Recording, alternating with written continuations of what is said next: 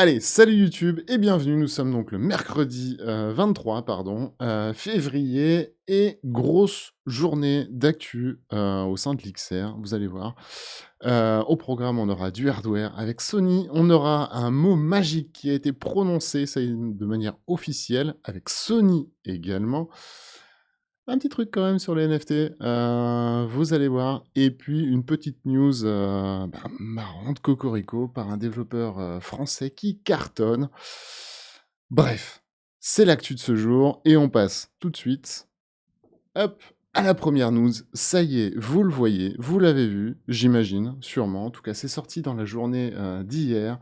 Le PSVR 2, on sait maintenant à quoi il ressemble. Alors, il est tout beau, il est tout sobre. On avait déjà, les contrôleurs, et bien maintenant on a le design officiel du casque. Alors c'est très Quest 2, like, hein, du coup 4 caméras. Certains disent que les caméras du bas sont un peu trop hautes. Bref, l'important c'est que le tracking soit bon et il y a peu de chances qu'il soit pire que le tracking du PSVR 1, donc là-dessus entièrement rassuré je suis. On garde la strap, halo, hein, vous savez la sangle qui vous maintient le front. Donc ça, si vous connaissez et que vous avez l'ergonomie pour, bah, il y a pas mieux pour équilibrer le casque, hein, parce que finalement ça ne pèse pas, directement devant, mais le front vient équilibrer le tout. Et puis bien sûr, hein, on a le câble sorti de la sangle, un câble d'ailleurs qui pointe un peu vers l'avant et sur lequel je suis, ben, moi personnellement plutôt content parce que c'est vrai qu'on a toujours tendance à jouer, à la VR du coup, en face de sa télé, en face de son PC. Alors faites gaffe à vos télés, hein, bien sûr, elles se sont plaints, hein, en 2021, et les assureurs aussi. Mais bref, on a le design, petite mousse qui a l'air, enfin petit, cache-œil, hein, finalement, qui vient sur les côtés, qui a l'air plutôt propre, plutôt designé, plutôt smooth. Bref, c'est tout ce qu'on sait à l'heure actuelle sur le PSVR 2. Ça y est, c'est fini. C'était l'élément manquant, hein, le design du PSVR 2. Le seul élément qui manque maintenant, c'est une date de sortie. Personnellement, je mise pour cette fin d'année. Le seul truc qui me fait un petit peu peur, c'est que Sony l'a quand même sorti en mode un petit peu loose day, sans grande pompe. Bref, on verra ce que ça donne. On passe tout de suite à la news suivante. Et là, je ne compte plus le nombre de fois où on m'a demandé: «Est-ce que Sword Art Online arrivera un jour en VR?» Et jusqu'à présent, c'est vrai que le mot n'avait jamais été balancé de façon officielle. Eh bien, c'est maintenant fait. Sword Art Online X Chronicle Online Edition, sponsorisé par Sony, s'il vous plaît, débarque. Donc c'est un événement éphémère, hein, qui aura lieu, comme vous le voyez sur l'écran, du 22 février, donc ça a commencé hier, jusqu'au 11 mars. Vous pouvez bien évidemment acheter vos tickets ou alors vous avez une version free un petit peu plus limitée. On va voir ça tout de suite. Bref, bien évidemment du goodies, des concerts et ce genre de choses, à foison. Ça se veut un petit peu métaverse. Alors attendez, hop, je vais essayer de vous retrouver, how to play.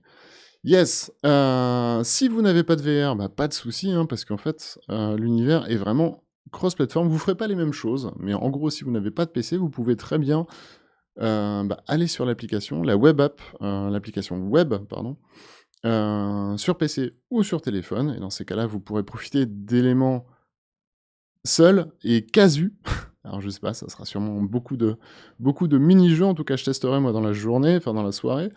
Et puis bien sûr, assister aux différents événements. Par contre, si vous avez un PC de gaming, vous allez pouvoir jouer en flat ou en VR, et là pour le coup, vous affrontez à plusieurs, sur des donjons, jouer avec, enfin voilà, un espèce de VR chat-like. Encore une fois, on testera ce soir. Bref, Sword Art Online, c'était la première fois que ça sortait, que le mot sortait. Moi, ça me fait plutôt plaisir, même si je suis pas, hyper aguerri du manga en lui-même. Bref, j'espère que, ça ravira en tout cas tous les fans de SAO. Voilà, n'hésitez pas à me dire d'ailleurs ce que vous en pensez du coup dans le dans les commentaires de cette vidéo si jamais vous l'avez vue. Bref, news suivante et celle-là, elle pique un petit peu plus. Connaissez-vous OpenSea? OpenSea, c'est le marketplace principal des NFT. Donc ça, vous allez me dire, on s'en fout, OSEF, on sait très bien que ce sera déjà la monnaie du métaverse.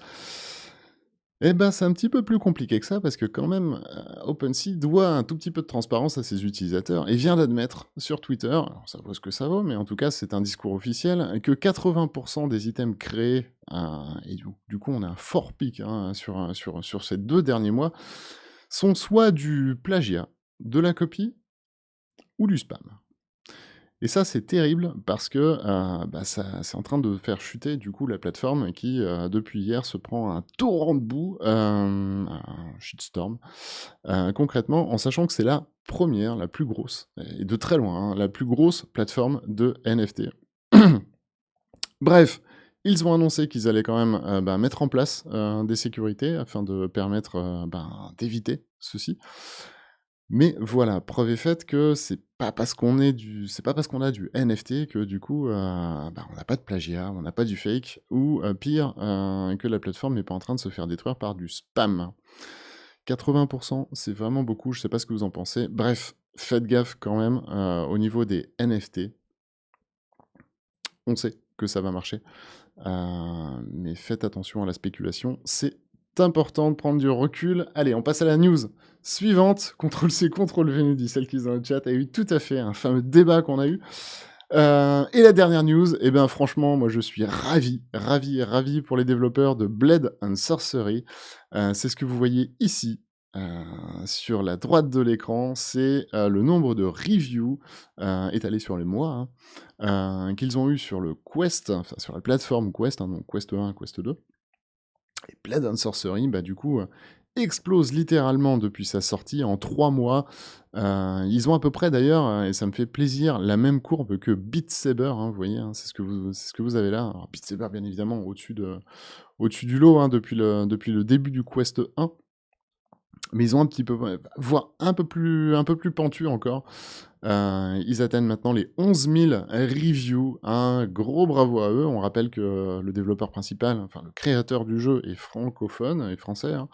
Donc cocorico et vraiment, bah, voilà, pareil, si vous avez aimé Blade and Sorcery, n'hésitez pas à me le mettre en commentaire. N'hésitez pas à me mettre ce qui vous plaît, d'ailleurs, dans Blade and Sorcery, hein, parce qu'il y a plein de choses, hein. C'est un sandbox, on peut faire beaucoup, beaucoup, beaucoup de choses avec.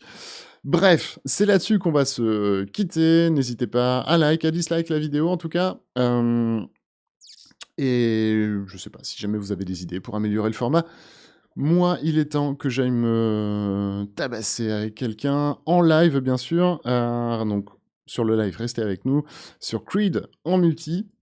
Et puis, ben, on se dit à demain. J'ai à la chef, comme on dit dans le milieu. Ciao!